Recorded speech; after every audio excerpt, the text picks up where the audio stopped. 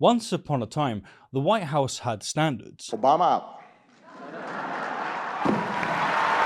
Indeed, presidential administrations at least pretended to vet the people they put behind the official podium. You can't set an example of responsibility, but accept a different standard in who serves. Well, not anymore.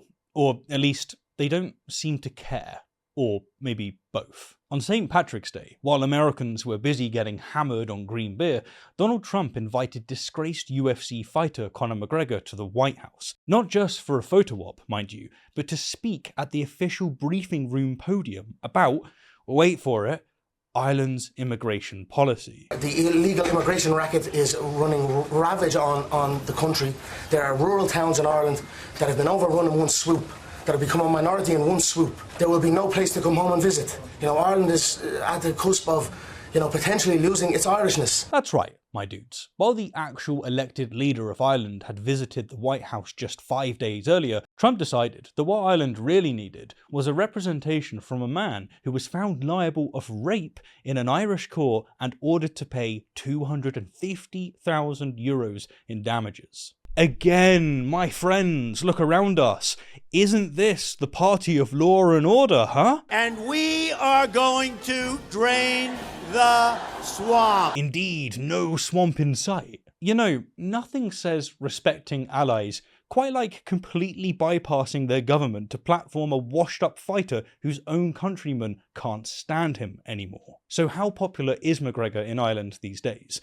A December poll showed only 8% of Irish responders would consider voting for him. That's lower than Trump's approval rating in California. But wait, it gets better. The Dublin Rape Crisis Center was so outraged by McGregor's White House appearance that they officially contacted the US Embassy, calling it a very sinister event and an attempt to normalize sexual violence. Because it is. Now, the biggest defense that I've seen of McGregor is that what he said about immigration isn't wrong, that there is some issues that need attending. No one's arguing any different. What they're saying is that you shouldn't have McGregor be the person that goes and talks about this. Donald Trump, of course, sued a woman who accused him of rape for libel and lost. So I guess they have something to talk about together when the cameras are not there. That's who's welcome. Not just in Donald Trump's United States, but in the actual Oval Office. Rachel Moreau, the charity CEO, gave a scathing comment. Monday's meeting was a very sinister event and it needs to be called out for what I believe it was, which on the one hand was normalizing sexual violence and on the other hand an attempt to rebuild the very damaged reputation of Conor McGregor. What is sobering and shocking is that the office of the President of the US, which is so respected and trusted and esteemed, is being used for both of those things. And on St. Patrick's Day, that office was used to launder Conor McGregor's reputation. Every backslap, every word of flattery, every aspect of the meeting showed a really callous indifference to every survivor of sexual violence. Even Ireland's Taoiseach, that's the Prime Minister for the Americans in the audience, Micheál Martin, had to distance himself, stating Conor McGregor's remarks are wrong and do not reflect the spirit of St. Patrick's Day or the views of the people of Ireland. He does not speak for the Irish people in any shape or form. So why in the world would Trump give this man a platform? It's a question that would be baffling if we didn't already know the answer.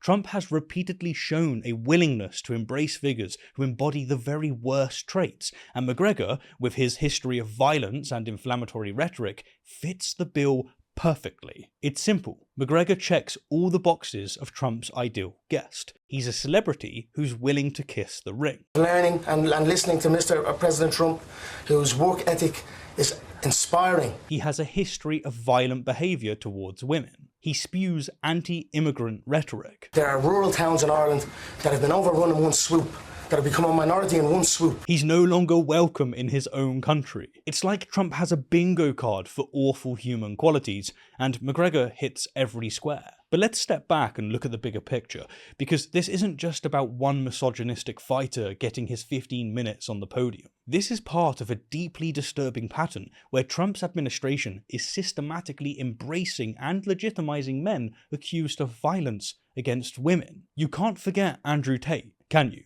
The self-proclaimed king of toxic masculinity, who's currently facing charges of rape, human trafficking, and money laundering in Romania. Well, what a coincidence. Just 2 weeks before McGregor's White House visit, Tate and his brother had their travel restrictions mysteriously lifted, allowing them to fly to Florida. And sure, Trump publicly claimed he knew nothing about that. Did your administration pressure the Romanian government to release them, and if so, why? I know nothing about that. But reports indicate that a Trump representative directly discussed the Tate case with the Romanian foreign minister. And let's not forget, Trump Jr. even called the brothers' detention absolute insanity. Add to this Elon Musk reinstating Tate's X account, and you start to see a pattern forming. It's almost like there's a concerted effort to rehabilitate men accused of violence against women, to make misogyny great again. Meanwhile, Attorney General Pam Bondi has been handing out binders with Epstein case files to pro-Trump social media influencers, while as many as 1,000 FBI agents have been pulled away from national security details to help with this effort. So let me get this straight.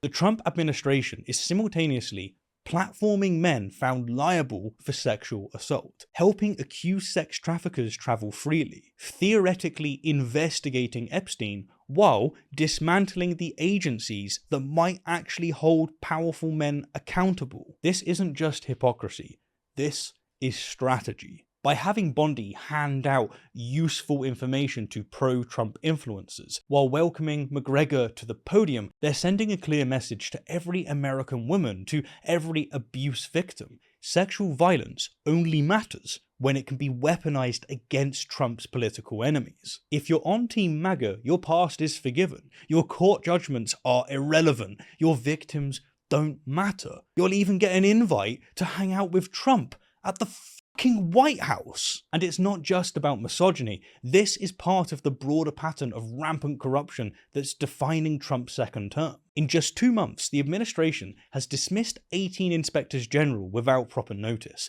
halted investigations under the Foreign Corrupt Practices Act, removed heads of ethics oversight bodies, used the White House lawn as a Tesla showroom. I love Tesla. As Senator Chris Murphy put it, this White House is on its way to being the most corrupt in US history. In the first 6 weeks of Trump's presidency, Trump and Elon Musk and their billionaire friends have engaged in a stunning rampage of open public corruption. It's not fundamentally different than what happened in Russia. These are efforts to steal from the American people to enrich themselves, and their strategy is to do it out in the open, to do it at such a dizzying pace that the country just gets overwhelmed and anesthetized or dulled into a sense that we just all have to accept the corruption, or maybe more charitably, that this is just how government works, that government is just corrupt. And so the fact that it's happening out in the open instead of happening secretly, well, it's really nothing new. This is how democracies die. Democracies die when the very powerful people steal from us so regularly, so openly, so unapologetically, that we come to believe that it's normal. During Trump's first term, Citizens for Responsibility and Ethics in Washington documented almost 4,000 conflicts of interest. 4,000! And that was before he had Elon Musk helping him run the government. Turns off. So McGregor's White House visit isn't just a one-off PR stunt.